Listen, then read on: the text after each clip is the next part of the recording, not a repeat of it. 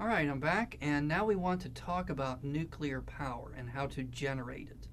So we're going to start with uranium. So uranium 236 is a radioactive uranium nucleus, and we want to get energy out of it. Well, we have to kind of prime the pump so that normally this particular isotope of uranium does not spontaneously break down into radioactive substances.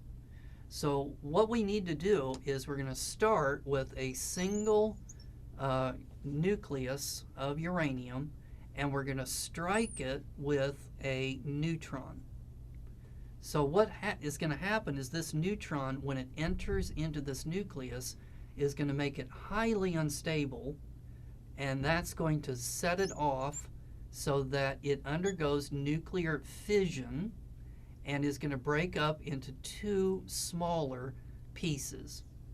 Now, the identities of the two small pieces is not important. So what is important is it undergoes nuclear fission and it breaks up into two pieces. But notice that's not all that comes out of the nuclear reaction. So notice that in addition to the two radioactive chunks, you get 3 neutrons. So let's say here's a neutron that shoots off this way. Here's a neutron that shoots off this way. And then here's a neutron that shoots off in that direction. So notice 1 neutron went in, and then 3 neutrons came out. Now, each of these 3 neutrons can trigger another nuclear reaction. So let's say that this neutron hits this uranium, and then this one hits this uranium, and then this one up here hits this uranium. So then what's going to happen is that this will undergo fission. So you have a piece, radioactive chunk, and another radioactive chunk for each of these 3, but it's also going to release a neutron and a neutron and a neutron. And then this one's going to release 3 neutrons, and then this one's going to release 3 neutrons. And then each of those neutrons can cause another nuclear reaction to occur. So we can demonstrate this with mousetraps. So in this little video, which I want you to see, so let's just go ahead and watch it. Did you watch it? You better have watched it. All right, it's pretty entertaining. So what they did was they took something like 100 mousetraps, painstakingly cocked every one of those mousetraps, and then put a ping pong ball on top of each one. So you got 100 mousetraps with ping pong balls. Then they took just one ping pong ball and they dropped it in there, and nothing happened. So that you heard some laughter on the video, and that's because they did not expect that to happen. So it's as if in this reaction the neutron came in and it went right past the uranium atom, and then nothing happened. So then what they had to do was drop a second ping pong ball. And did you notice that the second ping pong ball set off one of the mousetraps? And then that now you got 2 ping pong balls flying in the air, and then when they came back down, they set off more mousetraps. So that eventually all the mousetraps fired as a result of just one single ping pong ball falling in there. So in a nuclear power plant, we have to be able to control the neutrons. So it's the neutrons that are going to be setting off these nuclear reactions. So I want you to have an understanding for how does a nuclear power plant work. So I want you to watch that video there. So how do nuclear power plants work? So watch that on the internet and then come back. I hope you're coming back. I'm waiting. All right, you're back? Okay. So how does it work? So first, you're going to have fuel rods. So these fuel rods are going to have the uranium in them. So they take the uranium, they put it into teeny tiny little pellets, then they take the pellets and they stack them inside of these fuel rods. So that's going to be the source of the fuel. Okay, then, at least in American power plants, the next thing that you're going to have is going to be the moderator. So the moderator is going to be the water. We're going to take the fuel rods, we're going to put them into the water. Okay, so let's pretend that there's a nuclear reaction that takes place so that this fuel rod gives off a neutron. And then that neutron then interacts with this fuel rod, and then it produces how many? So it's going to produce 3 neutrons when that happens.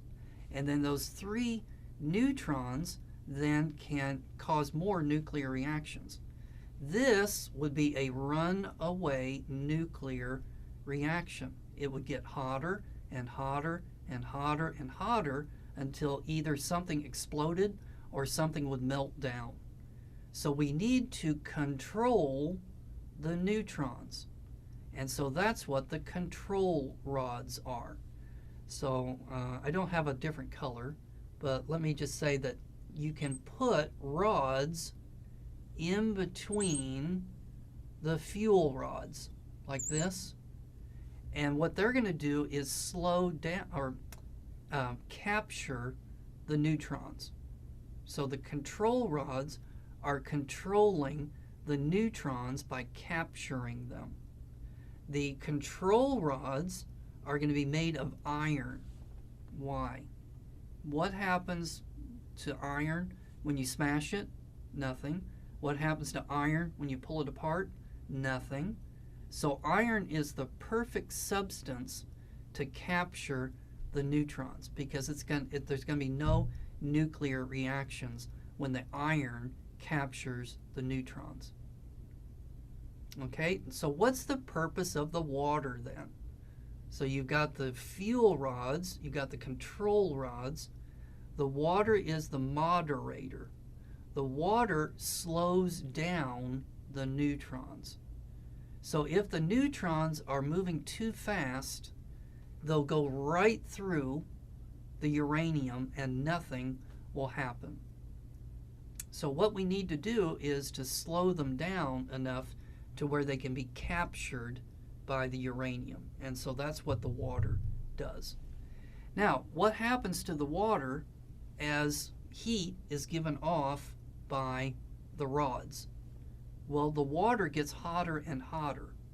So we need to have a way of taking that hot water and getting rid of it. So what they do is they pump this water out of the reaction vessel here, and then it's a closed loop. So here's the water that is returning back to here, and then they have another set of water pipes over here. So this water is heated up by this water. Why would you want to do that? Well, this water is not going to be radioactive. And so this water can safely leave the nuclear power plant. Whereas this water is slightly radioactive, and so it's going to stay in the pool here, to speak. All right, now we've got to surround the entire thing with concrete. So surrounding the fuel rods, the control rods, the moderator, so all of this is contained in the containment vessel, which is at least 6 feet thick of concrete. And so the idea is if there is a nuclear accident, this containment vessel will contain all the radiation so that it doesn't get out. Okay, now what happens to the hot water? So the hot water that's leaving then is turned into steam. The steam then makes a turbine turn, and then the turbine makes electricity. So the nuclear power plant then releases that. Now what about the steam? Well, this steam can be released out the top of the nuclear power plant. It's safe because this water here was non-radioactive. Now the water in here is radioactive, but it can't get out of the building. All right, so for purposes of my exam, can you tell me what does the fuel rod do? What does the control rod do? What does the moderator do? And what does the containment vessel do? So that's what you need to know for the exam. Okay, let's take a break. When we come back, we will talk about nuclear power in the United States.